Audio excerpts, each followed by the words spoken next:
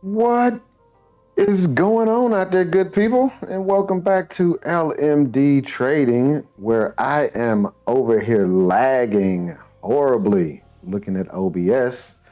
Hopefully my voice is not lagging. Hopefully it's just the webcam, which just sucks up all kind of CPU usage on this laptop. But hope all is well. As for myself, I am good. As you see from the background, I am not at my desk today. I'm actually on the road out in Arizona, getting some golf in this weekend. But I wanted to get a video done. I did take some trades today, but it's not going to be the usual recap today. What I want to do is just look at the numbers for today. For some reason, NinjaTrader is not showing the entries and exits on the chart. So I'm gonna just show my numbers for today. I didn't show the numbers for yesterday. We looked at the charts, but I didn't go through and actually show the numbers. So we'll do that today. And then I want to look at the numbers for the week. This is the first week that we have traded the cash account like we were trading the prop firm accounts.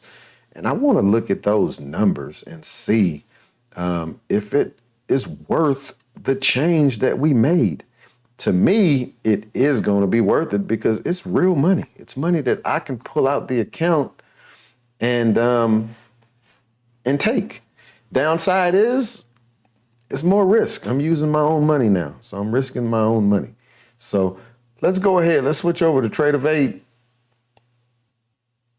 because I want to use TRADERVUE's numbers because they are real numbers. They are, not to say that NinjaTrader's numbers aren't real, but NinjaTrader's numbers aren't 100% accurate. So it's better to use the broker's numbers because those numbers are going to be very accurate. And my broker is actually TRADERVUE. The platform I use is NinjaTrader, and NinjaTrader owns TRADERVUE. So go figure. But what we're going to do is look at numbers for today, October 20th, 2023. So we'll go ahead and click that and look at what we going to see, y'all. Today, we made a gross profit of $383.50. That's on 9 trades. I don't think it was actually 9. I think that's just how they broke it down. But look at the percent profitable. 100%. You know what that means? We took no losing trades. Not one losing trade today. Everything was green.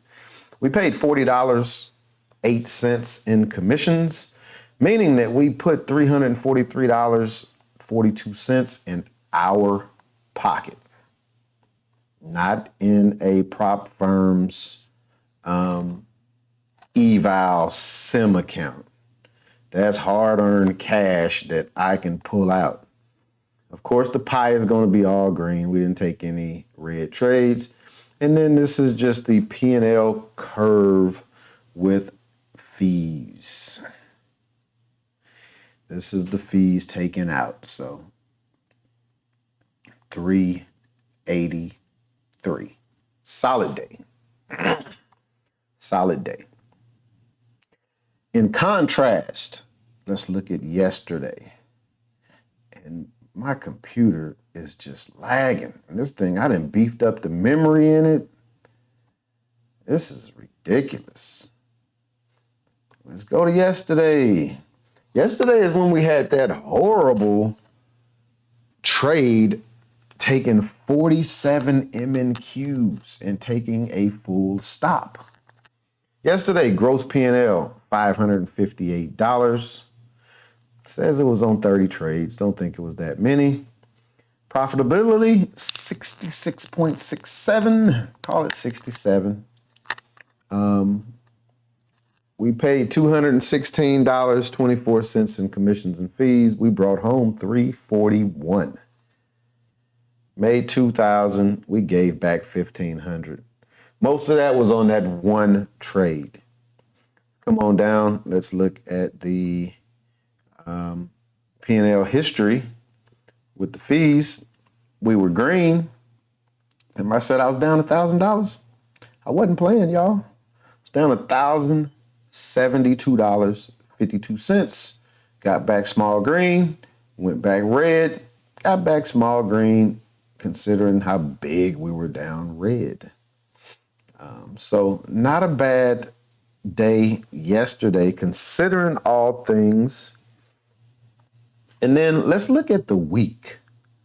Let's look and see what we did on the actual week, this week.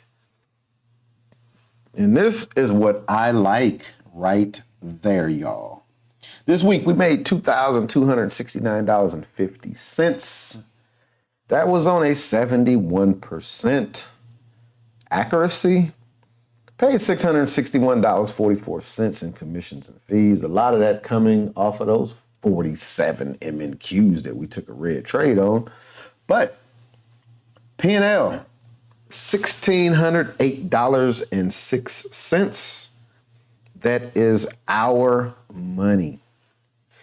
When I was trading the Apex $25,000 account, and it was a PA account, I would have to make $1,600 and $1,600. I'm about to say $1,660. $1,600 in 10 days.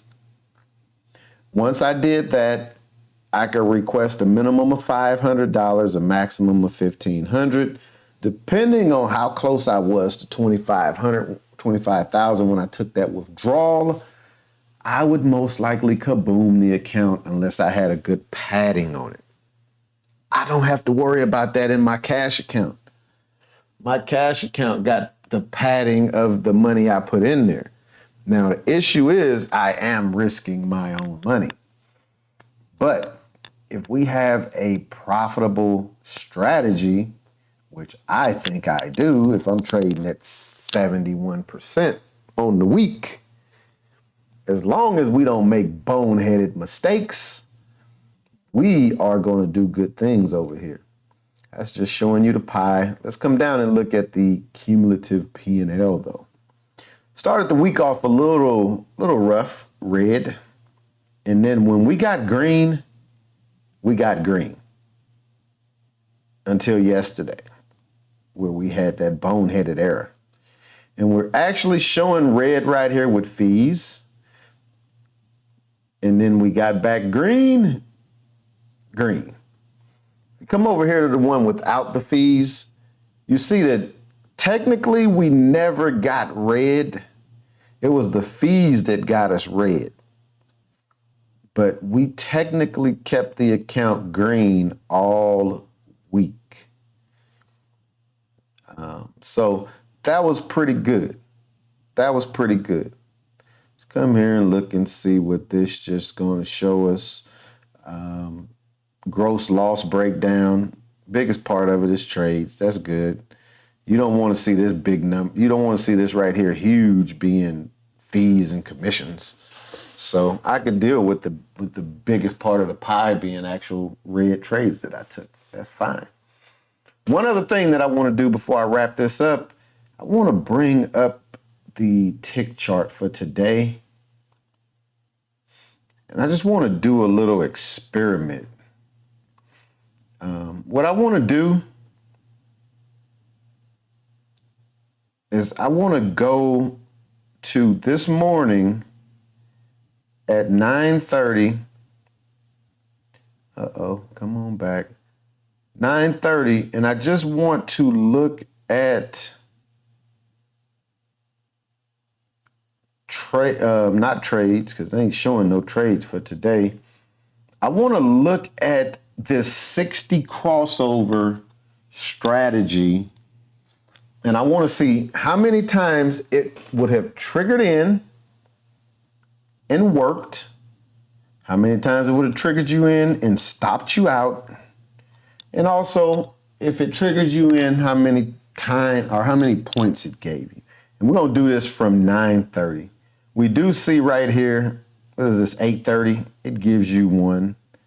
Wouldn't have stopped you out. it would have gave you probably about 10 points. That's normally what it's going to average. Entry would have been 22. This thing hit a high of 33. That's 10 points. In order for this strategy to be valid, it needs to cross both moving averages, either in an uptrend or a downtrend. So if the 60 moving average is in a downtrend, it needs to cross both of the fast and slow moving averages in an uptrend. And if it's in an uptrend, it needs to cross both of them when they're in downtrends. This is another one that triggered. Triggering in at 853, stop is going to be 863. So stop is going to be up here. Not going to quite get you over this pivot, but valid trade nonetheless. First move down, 54. It's giving you almost 10 points. It goes down to 45. Comes back up and then just tanks on out. But that one, oh yeah, let's see. Was the market open then? Market had just opened when this one would have triggered you in. So we can count that one as the first one. And that one would have worked. So let's keep going. We're looking for it to cross. We get a cross right there. See what the entry is. 20, stop is going to be 10. Stop is going to put you down below those pivots. This thing never comes anywhere near your stop. Entry is 20. Before this thing even makes you think about it, it's at 36. It then gave you 16 points. On an NQ, that's $300. And you're just trading it back up to the 200 moving average, which is the red line. It's a quick 200 bucks. If you scale out and keep some on, this thing just rips and continues to rip and continues to rip and continues to rip. All right, let's look. Here go one. It crosses the fast, but it doesn't cross the slow. It's not one that we would take. But let's come over here. You get it crossing the fast. You get it crossing the slow. It's crossing at 70. Stop is going to be 80. Stop is going to be right at the top of that pivot. That's good. 70. This thing makes a move down. 58, 60. That's giving you your 10 points right there. That's 200 bucks on one NQ. This thing pulls back, and guess what it's probably going to do? Keep ripping down. Goes down, gives you what? 44. So entry of 70, and it went down to 44. It's at 35. About 35 points, I think, if my numbers are right. But let's keep going. You get a cross right here. Entry is 63. You ain't going to get your stop below that pivot. Not going to happen. 53. Stop is not going to get you below that pivot.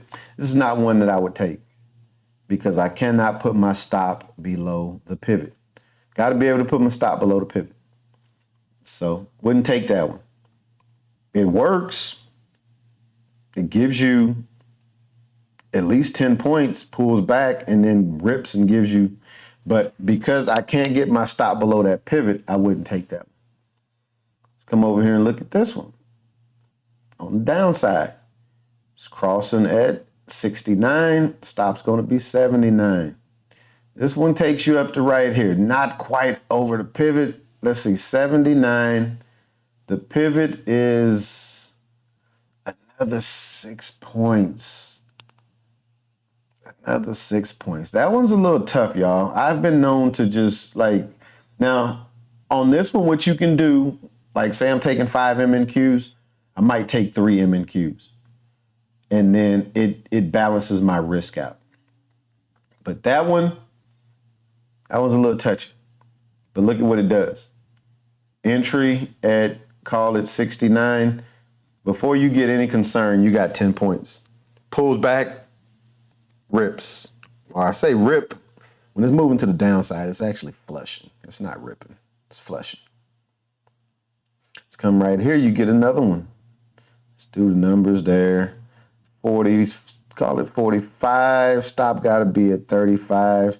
This is another one. 35, what's the pivot? 4 points. That's one where if I was doing 5 MNQs, I might take 3. Balance my risk out. But does it work? Yes, it does. Never comes close to stopping you out. Let's keep going. Get across right there. Let's do the numbers on that one. 51, stop got to be 61. We're going to be good on this one because that's the pivot right there. So we're good on that entry. 51, it makes the move down to 41, 10 points. 1 MNQ, it's $200. We haven't come across one that didn't work yet.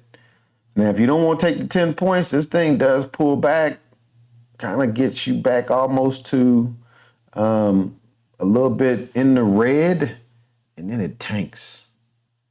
And it gives you everything you want. Let's come here and look at this one. It crosses 47, 37 is going to be your stop. We're going to be using this pivot right there. So we're good all the way around. This is actually going to get down below previous low of day.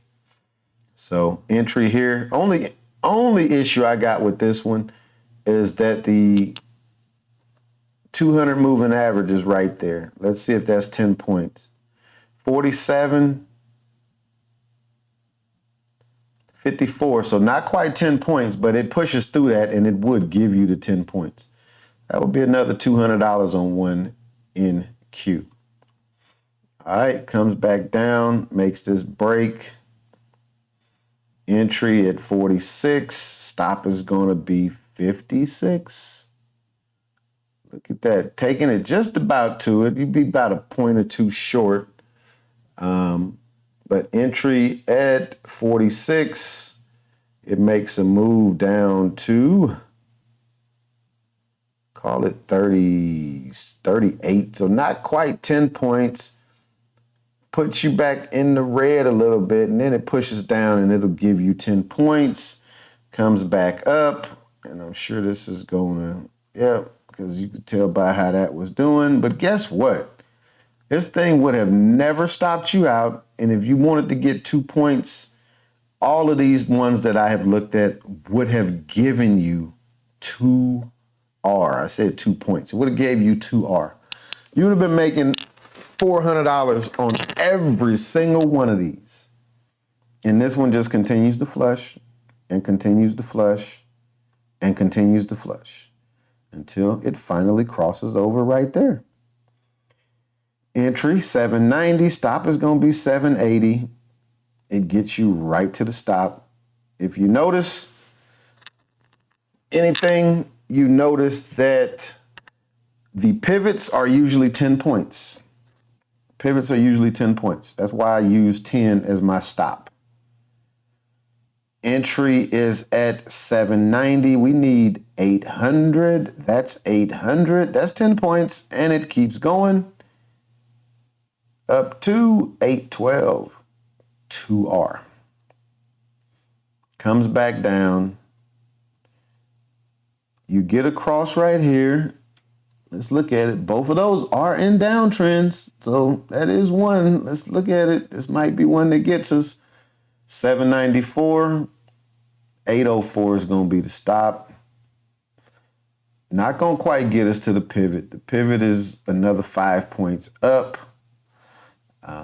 And now you see, if you just gave it to that, it is going to get you close. That's why I go to the pivot.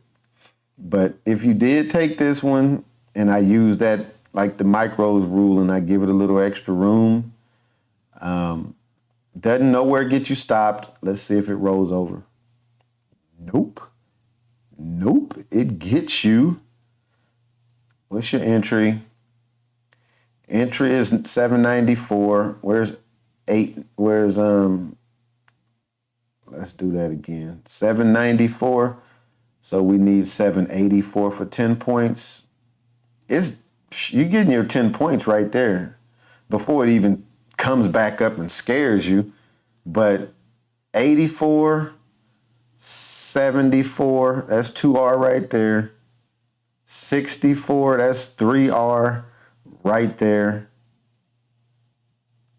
54, that's 4R until it finally crosses to go back up. And if you notice, every time it crosses, it heads back in another direction. Look at the numbers on this last one and we'll wrap this one up. And this is actually a pretty good one to wrap up on. 53, so 43 is going to be the stop. Again, not quite getting you to the bottom of it. 43 is right there. The actual pivot is 38. So that's like a 15-point stop. 53, you need 63. That's 1R, but we're trading this to the red line. You get 2R out of this trade.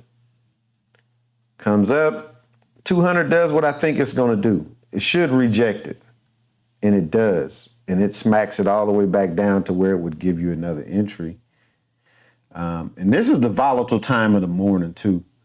That's why you're seeing these pivots be so big at 9:30 to 10:30. And notice, we've only been doing this for an hour. And how many entries did it give? Quite a few. Quite a few. And we saw none that didn't work. None that did not work. We saw some that you would have had to put your pivot over, or your stop would have been higher than the 10 points that I like to use. But we saw none of these. This last one, even that one, it's going to get you 10 points. It's going to get you 10 points. Let's look at that one. Remember how I said when it crosses, they both have to be in uptrends? That's not in an uptrend. So that one is not going to take that one.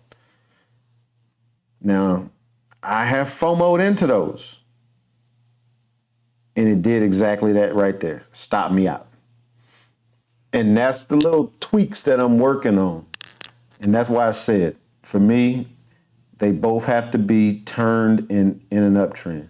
They got to be curled and going higher. But on that note, I'm going to go ahead and wrap this one up. I'm not going to bring my webcam back on because this is probably the second video that I done did. And every time I bring my webcam back on, it locks my laptop up. So I'm going to wrap this one up right here, right now. I'm excited. I'm looking forward to next week. Looking forward to see what the market is going to entail. And I'm excited to hang with the fellas this weekend, get some golf in. Meeting a couple of new guys. Met one earlier today. We went to the driving range, hit a bucket of balls. Pretty good, pretty cool guy. He is actually a golf professional. So he's a golf pro. So he probably going to whoop on us tomorrow. But that's the good thing about golf. It's all handicap based. So it makes it an even level playing field. On that note, I'm wrapping this one up. We'll be back at it again on Monday. I'm chucking the deuces up to you. Peace.